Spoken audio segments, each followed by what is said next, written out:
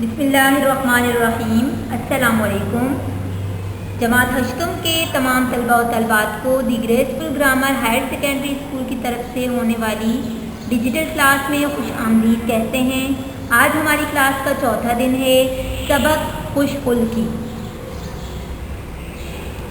تعلیمی حاصلات طلباء، اس سبق کی تدریس کا اہم مقصد طلباء میں خوش خلقی کی اہمیت کو اجاگر کرنا ہے اور ان میں شیریں کلامی کی وصف یا صفت پیدا کرنا ہے۔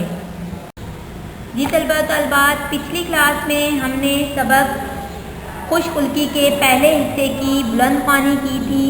آج میں سبق خوش خلقی کے دوسرے حصے کی بلند خوانی کر رہی ہوں۔ آپ سبق کو غور سے درست تلفظ اور تاثرات کے ساتھ سنیے۔ صفحہ نمبر 41، دوسرا حصہ۔ خوش مزاج بڑی بی کے پڑوس میں ایک بد مزاج بڑھیا رہتی تھی جو بات بات پر کاٹ کھانے کو دوڑتی تھی اور اس کی زبان پر انگارے رکھے رہتے تھے۔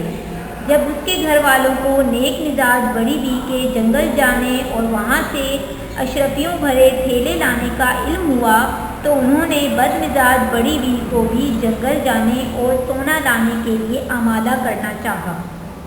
بڑی بی نے پہلے تو حسب عادت انہیں خوب برا بھلا کہا، مگر پھر اشرفیوں کے لالچ میں وہ جنگل جانے کو تیار ہو گئیں۔ وہ اپنے ساتھ پان دان، اگال دان اور ضرورت کی دوسری چیزیں بھی لے کر چلی۔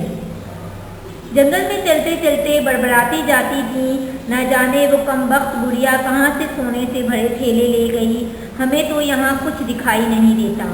چلتے چلتے وہ بھی اسی درخت کے نیچے بیٹھ گئیں اور پان لگا کر کھانا چاہتی تھیں کہ دفعتاً گرمی کا موسم آ پہنچا اور پوچھا، کیوں بڑی بی، تمہیں گرمی کا موسم کیسا لگتا ہے؟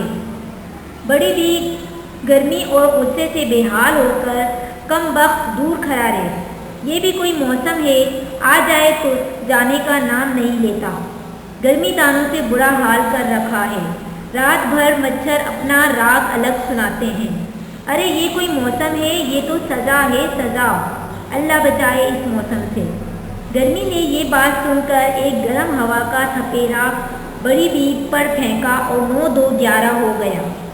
بڑی بی گرمی سے بے حال ہو کر اسے کوس رہی تھی کہ سرد ہوا چلنے لگی اور موسم سرما آ پہنچا۔ اس نے صفحہ نمبر 42، اس نے بھی بڑی بی سے اپنے بارے میں دریافت کیا تو وہ بولی، ارے یہ بھی کوئی موسم ہے، رات تو ختم ہونے کا نام نہیں لیتی اور دن سکڑ کر بالش بھر کا ہو جاتا ہے، اوپر سے نزلہ کھانسی اس کے تحفے، ارے زہر لگتا ہے مجھے سردی کا موسم، سنا تم نے؟ سردی نے یہ بات سن کر ایک سرد ہوا کا تیز جھونکا بڑی بی پر پھینکا اور یہ جا وہ جا۔ بڑی بی کے ہاتھ پاؤں سن ہو گئے اور وہ جھولیاں پھیلا پھیلا کر اسے پوچھنے لگی۔ ابھی انہوں نے چھالیاں کاٹنے کے لیے سروتا سنبھالا ہی تھا کہ بہار کے آثار نمودار ہوئے اور چند لمحوں میں بہار کا موسم آ موجود ہوا۔ اپنے تعارف کے بعد اپنے بارے میں جاننا چاہا تو بڑی بی نے کہا، نہیں بھائی، مجھے تو یہ موسم بھی پسند نہیں ہے، پھولوں کی خوشبو سے سر پھٹا جاتا ہے، اوپر سے اللہ ماری یہ کوئل پھونک پھونک کر الگ ہلکان کرتی ہے، اے بھائی نہ آیا کرو ہمیں پریشان کرنے کے لیے۔ یہ بات سن کر بہار کے موسم نے درخت کے سارے پتے جھاڑ دیے اور مسکراتا ہوا چل دیا۔ درختوں کے پتے جھڑے تو بڑی بی نے بڑا واویلا کیا، پیٹ بھر بھر کے بہار کے موسم کو بددعائیں دیں۔ کچھ ہی دیر میں گھٹا چھائی اور بجلی کڑکی تو بڑی بی بڑبڑانے لگی، اور لو اور سنو، اب یہی کمی رہ گئی تھی۔ برسات کا موسم جو قریب آنے لگا تو چیخ کر بولی، کمبخت مارے دور کھڑا رہے ورنہ اگال دان کھینچ کر ماروں گی۔ ساون کے موسم نے پوچھا، بڑی بی ناراض کیوں ہوتی ہو؟ ہمارے آنے سے تو ہر طرف خوشیاں برستی ہیں۔ بڑی بی، اچھی کہی میاں ساون، اچھی کہی، ارے اس موسم کے ظلم و زیادتیاں ہم سے پوچھو، 4 بوندیں پڑی تو ہر جگہ کیچڑ، ہر جگہ پھسلن اور ہم جیسا کوئی بڈھا گر جائے تو ہڈی پسلی ایک، یہ نگوڑا تو بڑا جان لیوا موسم ہے، اوپر سے ہم غریبوں کے گھر الگ ٹپکیں۔ ارے یہ تو زحمت ہے زحمت، بلا وجہ۔ صفحہ نمبر 43۔ بلا وجہ چلا آتا ہے پریشان کرنے کے لیے۔ ساون کے موسم نے جی بھر کے بڑی بی کو بھگویا اور پھر آہستہ آہستہ رخصت ہوا۔ بڑی بی نے اپنے کپڑے بھیگنے اور کتھا چونا خراب ہونے پر اسے جی بھر کے کوسا، برا بھلا کہا۔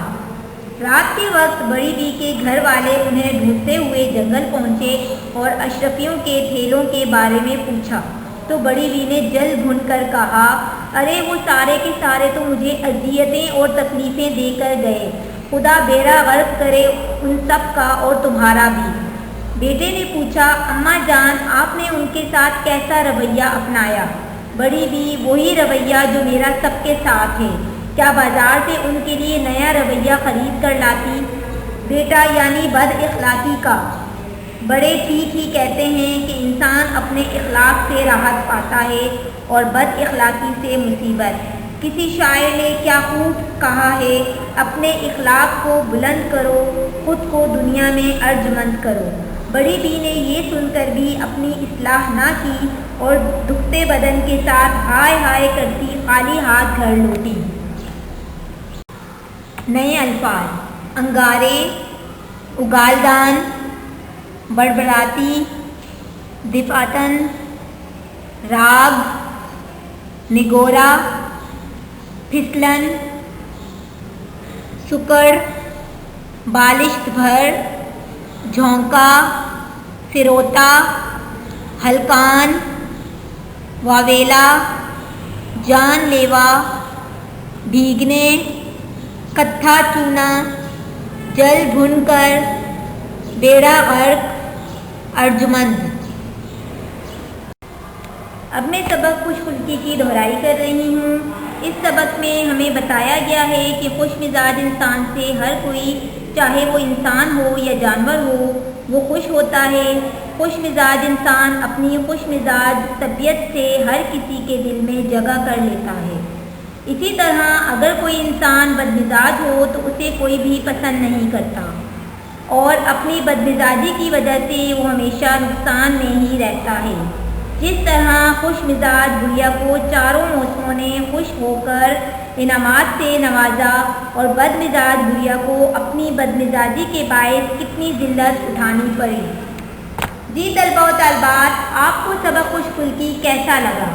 مجھے امید ہے کہ آپ بھی آج کے بعد ہر کسی کے ساتھ خوش مزاجی یعنی خوش اخلاقی سے پیش آئیں گے۔